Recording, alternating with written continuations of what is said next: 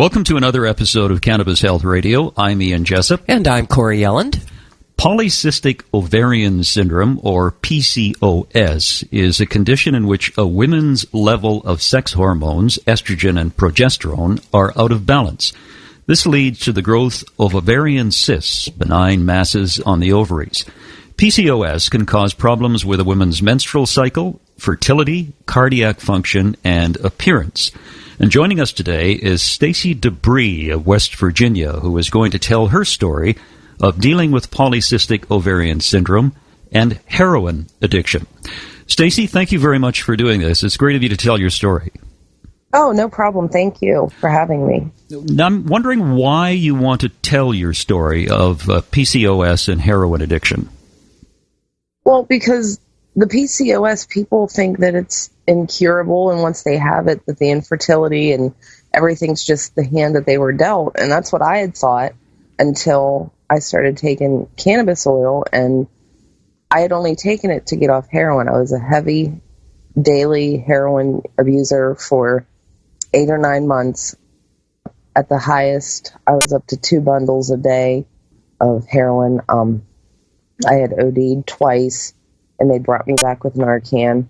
And finally, my family convinced me to quit and move home and get clean. So I moved home. I went cold turkey off of heroin, and the withdrawals were horrible. Just sicker than I'd ever been, miserable, depressed.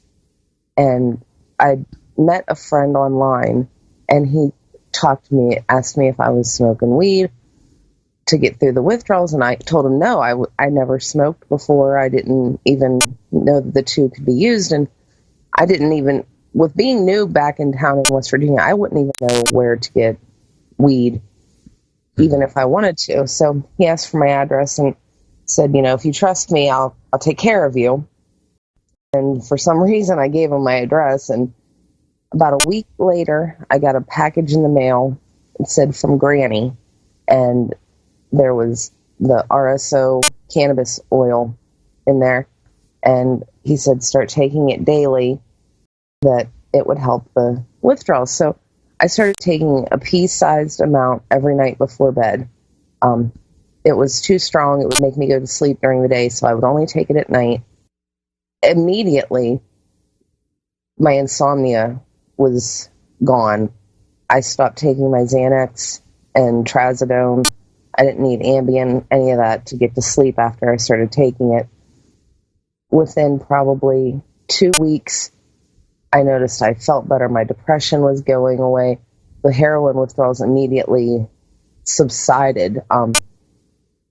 The sickness, diarrhea, sweats, the restless leg, all of that just went away. I don't mean to try and sound like it was magical overnight, but it really was. It stopped the withdrawals. I had no clue that there was any other medical benefits to taking this. I just thought I was, smoking or taking weed, and I really didn't know much about it. And then I started noticing every morning when I would check my blood sugars, because I had been a diabetic, the PCOS, it had me up to 450 pounds at one point, full facial hair. My hair was falling out. I never had a regular period. I had gone through fertility treatments. In 2011, they decided to tell me that the only way that I could even possibly cure the PCOS was to get gastric bypass surgery. So I had the surgery, and I lost weight. And it was the first time in my life that I'd been able to lose weight, but it didn't take care of the high blood pressure, the hair loss, the facial hair, the other symptoms from the PCOS. The hormone problems were still there. I still wasn't menstruating regularly. So you still knew something was wrong with you? Yeah, there was still definitely something wrong with me. Yeah. So you were 450 pounds. Yes. Was that something, were you heavy all of your life? Yeah, ever since I was little. School was horrible. I was bullied all through school. I'd always dealt with depression from it. It causes so many other problems. Like, even just the fact that it makes you so obese and it's so hard to lose weight, that brings on a whole other set of the problems that PCOS may not directly cause depression and anxiety, but the side effects from it being so heavy and having facial hair and your hair is falling out, you're going bald, it causes severe depression. Well, your whole self-image is affected. And that's exactly it. You hate yourself and you try to lose weight and you can't. And then you eat from depression and it's a vicious cycle. Then you end up getting bigger and it was horrible. So I had the surgery and I did lose weight. I got down at my lowest. I was down to 150 pounds, but I still was dealing with pre-diabetes, high blood pressure, and all the menstrual issues, and the cyst on my ovaries didn't go away. So after I had the surgery and I got down and lost the weight, I tried to get pregnant again. They said, oh, well, now that you've lost this weight, it should reset your body and you should be ovulating. And I still wasn't ovulating. So we started Clomid, a fertility drug, and I would do 3 months on, 3 months off. I did this for probably 9 months, possibly a year, but I know 9 months for sure of the Clomid rounds. Never had any success, didn't even conceive and miscarry. It just didn't happen. I still wasn't ovulating, and then my ovaries were covered in cyst. So they put me on birth control and said, we'll do this for 6 months. That should get rid of the cyst, and then you should be able to get pregnant after that. Well, that didn't work either. I never conceived after the birth control. So my mother-in-law at the time came into some money through an inheritance, and she offered to pay for a round of in vitro fertilization. And this was our last hope, last chance. And we were so convinced that because we're spending all of this money, it has to work. It has to. How can it not? We're spending all of this money that we could use to buy a house even. It just has to work. Well, how much was IVF? Sorry to interrupt there. It was in the neighborhood of $20,000. Yeah. Mm. Yeah, it was really expensive. All the appointments, the preparation, and then none of the eggs. They said, this is just the hand you've been dealt. We've tried everything. You might want to start looking into adoption because it's not going to happen. The cysts are too big. You have too many. And even the gastric bypass surgery should have been the cure, and it wasn't. So I'd lost the weight, but I still had all of the other problems from the PCOS. That must have been pretty devastating to hear. Even though you've gone through all of this and taken all those steps, they're basically looking at you and saying you're out of options. Yeah, it killed me. It ruined my relationship. We ended up splitting up because the stresses and the arguing and the guilt of not being able to give a child. And then I don't even blame him for leaving. I couldn't imagine not being able to have a child, and I felt bad not being able to give him one. So we split up. It caused horrible depression. I became a really bad alcoholic. Drugs didn't bother me. I had nothing to live for. I mean, why not be a drug addict? I'm not a parent. I have nobody to live for. And that's how I felt, honestly. I had nobody to live for. I didn't care if I lived or died. I didn't care that I was a heroin addict. I didn't care that I was a hardcore alcoholic. It didn't matter. Why does it matter? Is that when you started the heroin? After the snooze and your marriage split up? Yeah. Because we split up right after the IVF didn't work, and they told me to start looking into adoption. We split up, and I rebounded with this guy who had been a junkie and a crackhead his whole life. And of course, it's easier to pull somebody down than it is to pull somebody up. Mm-hmm. So I ended up following in his footsteps and became a pretty big junkie.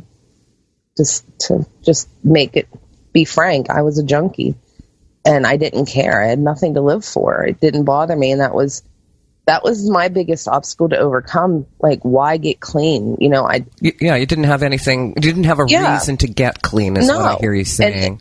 the drugs and alcohol, just that was my coping mechanism. That's what made me, that filled that void and that loneliness of not having a child and not having a family, because that was my dream. My entire life was to be a mom and have a big family. That's all I'd ever wanted. And it almost killed me to hear that it just wasn't going to happen. Stacey, what was a day like for you when you were into heroin and alcohol? Oh, God. You wake up first thing in the morning, and my go-to drink was vodka and OJ. So instead of coffee for normal people, I'd wake up and make a vodka and OJ, and we would begin our day of either trying to hustle up money to get heroin or stealing things to return and get money to get drugs. It was an everyday fight. You know, you're going to get the money somehow, and you don't care because you don't want to get sick. And the only way to not face your problems is to be high, because once you're high, everything's okay. Nothing's wrong. You know, you have this false sense of euphoria, and it doesn't matter that I don't have kids. And you think these other junkies are your friends, and they're not. They're riding your coattails to see if you can get any or who can get money. It's just, you know, nobody's really your friend. Everybody's in it for the drugs. Sorry to interrupt. You spoke of doing 2 bundles a day. What is a bundle? A bundle is a pack of 10 stamp bags full of heroin. I would need at least 1 bundle to get through the day. A good day would be as if I could get 2 or 3 bundles. And they were $80 a piece. You'd get 10 bags for $80.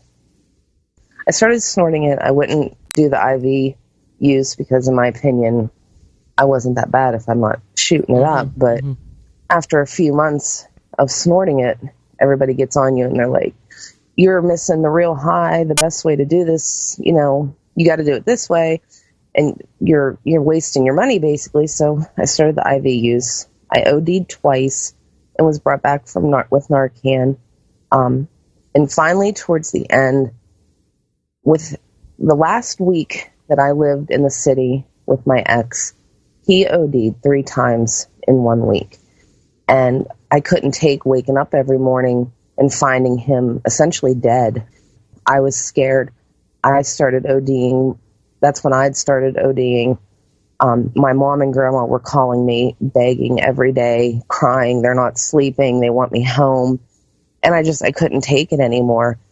I couldn't take watching him anymore. We got into a big fight, and one day in the middle of the night, I don't know, something in my head just clicked, and I said, you know what, I'm done with this. I'm done. I'm going home.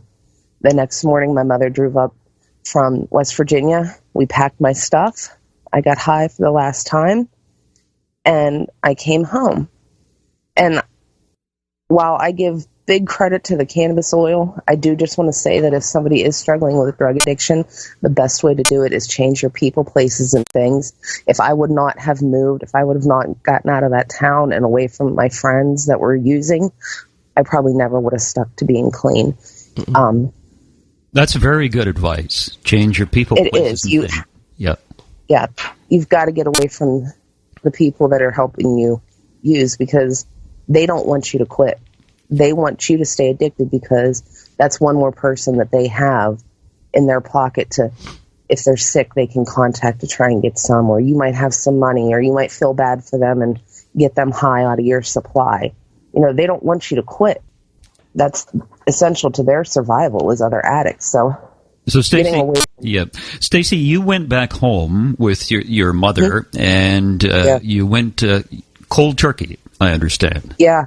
I quit cold turkey. How was that? The first day wasn't real bad. The first day I was like, oh, I can do this. I mean, I didn't feel great, but it wasn't horrible. And then day 2 hit, and you've got nonstop diarrhea and throwing up. You're shaking. You've got the sweats. You can't sleep at night. Your arms and legs start twitching and jumping, and you can't stop it.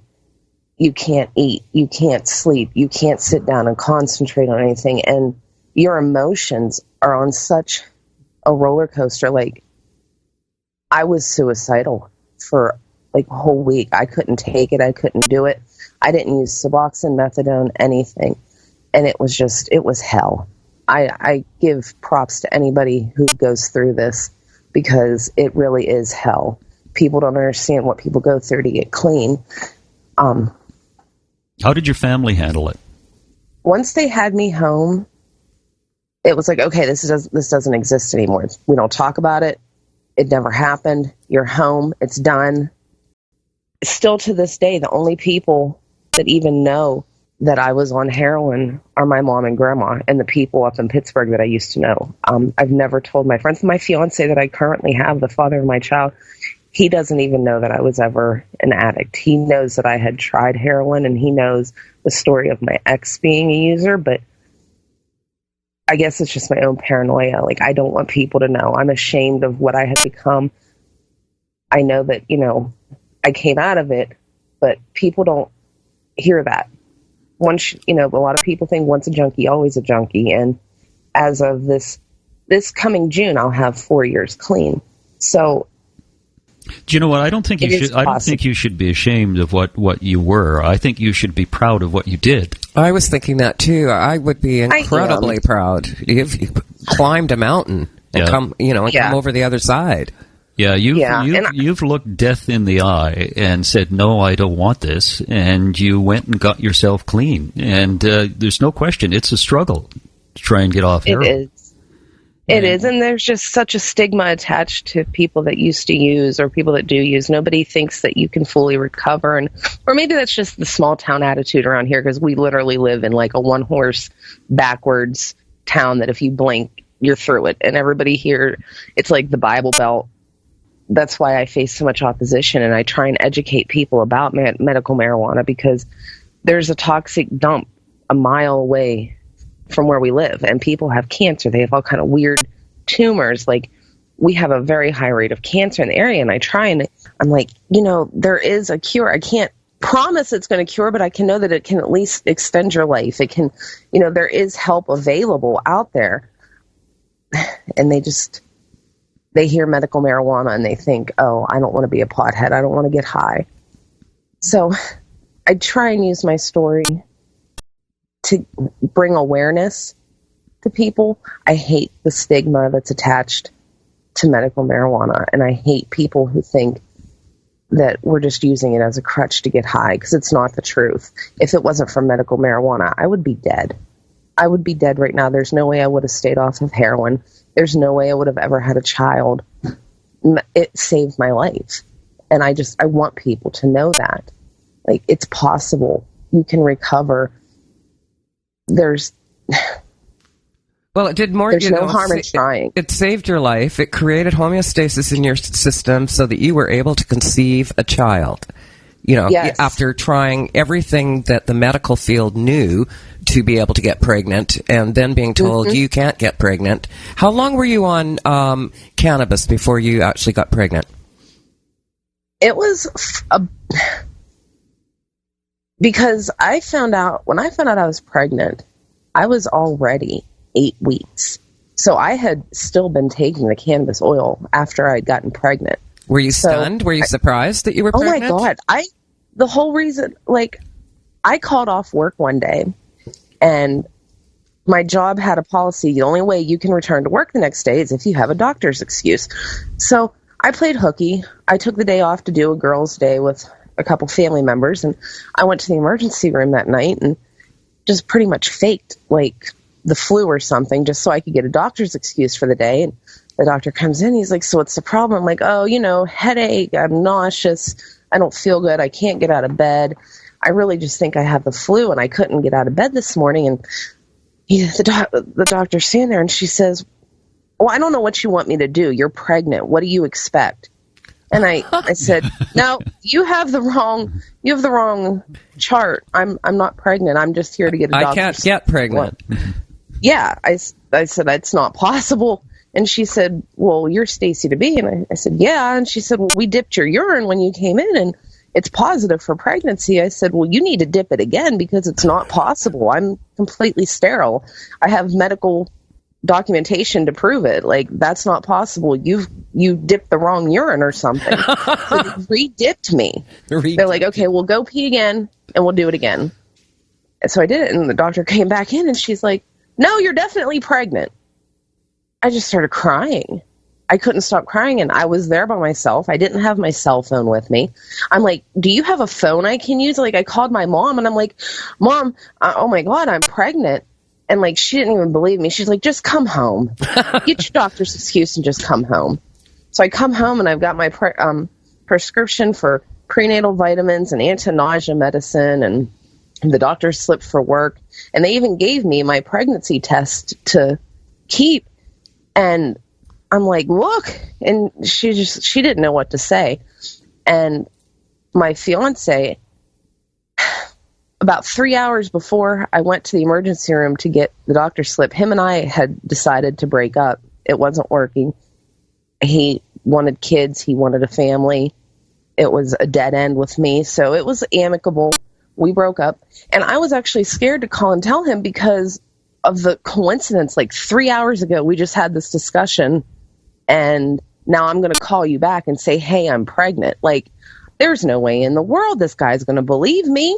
I sound like one of them little 12-year-olds that are, pretending to be pregnant to not lose their boyfriend or something, I'm like, oh my God, how am I going to tell him? So I messaged him. I'm like, so you're not going to believe me, but I'm like sending him pictures of the pregnancy test and the prescription and the emergency room paper. I'm like, it's legit. Like, it's for real. So we got back together. The next morning, he moved me in with him. And I had made my first doctor's appointment for the OB. And I remember I have never been so scared in my life for the month leading up to this appointment because it was too good to be true. I didn't believe it. I expected to go in that morning and them do an ultrasound and there not be a baby there and, apologize for the mistake. Because it wasn't possible, and I'd hit brick wall after brick wall my whole life, and I wouldn't let myself believe it to protect myself from the letdown because I was convinced that when I went in for that appointment, the sonogram would show that the pregnancy tests were wrong, and I'd even had my stuff packed. Like I was prepared for Brian to kick me out that morning after he found out I wasn't really pregnant. Like I was prepared, and we went to this appointment, and I will never forget it. The very first thing that happened as soon as they put that little stick or whatever it's called on my belly, and we heard the baby's heartbeat immediately. I don't think I've ever cried. I can't even explain to you the rush of emotions that I felt when I heard that. Like it was every prayer I'd ever had answered to me, like just right there. And it never would have happened if I wouldn't have taken the cannabis paste. There was no cyst on my ovaries. I was able to stop my diabetes medication and my insulin. I didn't take metformin anymore. I had stopped taking my lisinopril and HCTZ for my blood pressure. My blood pressure usually used to run like 200 over 110, and my blood pressure had been consecutively running like 90 over 60. It was so low that I had to stop the medications. It just regulated itself. And I was only on this cannabis paste for like 4 months, and that's the only thing that I did differently. I know that that's what it was because nothing else changed. And I had been on these medications my entire life, and then all of a sudden, boom, I'm just like cured from head to toe. I didn't need any of my medications. I went from taking like 9 pills a day down to taking 1. And that's just because they didn't want to stop my antidepressant cold turkey. And I went ahead against doctor's orders and stopped taking the Latuda and the Boost Par because I was feeling better than I had in years on the cannabis paste. So I stopped taking it, and I didn't need it. Like even a couple months after not taking it, like I wasn't having highs and lows. The depression wasn't there. The anxiety was like pretty much gone completely. I hadn't been having panic attacks. My hair stopped falling out. The cysts on my ovaries were gone. My periods started coming regularly about a month after I started taking the cannabis paste. So it changed my life. It gave me a whole new life, actually, because now I'm a mom. I have a son. I just started taking cannabis paste again like 3 days ago because we're going to try for a second child. And we did the same thing as before. We tried Clomid, We tried doing it naturally. Nothing's worked. So I'm going to do what I know does work. And I'm going to use the cannabis oil and probably, I believe, get pregnant again soon. What a remarkable story. It's fantastic that you're a mother of a son. Hello? And how old is the boy now? He just turned 20 months. 20 months. That's great. Yeah. Yeah, he's hitting terrible twos now. So Stacey, I'm regretting every doubt I ever had about having children. It's the double-edged sword. your story literally brought me to tears. I'm sitting here wiping my eyes. Yeah. Oh my God, thank you. It's such an incredible story of so many things that you overcame. Thank you very much. It was life-changing. I tell the lady that, because I live in West Virginia, we're not a legal state, so she really risked a lot putting herself on the line to send this stuff to me. She didn't know somebody could have intercepted that. She didn't know me. I could have been a narc, She went out on the limb and to help somebody get clean. She didn't even know about the other health benefits. Just to help somebody get clean, another human being. She risked so much. Yeah. And I owe her my life. I mean, I'm a mom. I'm about to be a wife. I have the family I had always dreamed of. I don't drink anymore. I don't do drugs anymore. I'm clean. It gave me my life back. It answered prayers that I, even though I grew up a strong, devout Christian, you pray for so long for something, and it doesn't happen, and you just figure, okay, well, this is the way it's supposed to be. This is God's will, whatever you want to call it. And to have everything you ever dreamed of just handed back to you is the most incredible feeling in the world. And I want to see other people overcome that. I want to use my platform with people because it's odd. Like, I'm a Republican, Christian, conservative person. Like, I'm the last person in the world that anybody would believe would be this big of an activist for medical marijuana. It's life-changing, and I talk to other people with the same views as me, and I talk to people at church, and I'm trying to get rid of the stigma and the stereotype that people are bad for using this. Not bad people. It gives lives back. It saves lives. This plant grows from the ground. How can it be bad? I try and take every argument that's brought to me by my peers, and I try and show them it's a myth. It's a stigma. It's, people that are afraid of this, that are creating these lies. This is a miracle plant. This is a life-changing medicine. People abuse it just like they abuse anything. My God, they can huff floor cleaner. Nothing's safe. If somebody's got it in their mind that they're going to get high, they're going to get high no matter what they have. Don't punish the people that really, really need this stuff. Kids are getting their lives back. Kids are, being cured from cancer and not having seizures. How can we keep this from people? I don't understand. It's all politics and money. That's Exactly. that's where it usually leads. Stacey, it was wonderful of you to tell your story. It's very exciting that you're a mother and you're trying for a second child, and I think you should really be proud of yourself for kicking heroin addiction and alcoholism, and I think people will be really inspired to hear what you have to say. Thank you very much. Thank you very much for letting me tell my story. I hope it helps if just one person changes their mind or decides to give it a try and it changes their life. Everything I've gone through is worth it. Stacey, thank you so much. I am overwhelmed by your story, and I wish I could reach out and give you a big hug. Oh this my is gosh, amazing. Thank you. Thank you. Thank you so much, guys. Yeah, we'll both hug Good you. work. Keep doing what you're doing. Bring awareness to this. That's it. Another edition of Cannabis Health Radio. If you'd like to tell your story about the use of medical cannabis, send us an email at info@cannabishealthradio.com. Wherever you are in the world, thanks very much for listening. You've been listening to the Cannabis Health Radio podcast. Visit our website, cannabishealthradio.com, and follow us on Facebook and Twitter.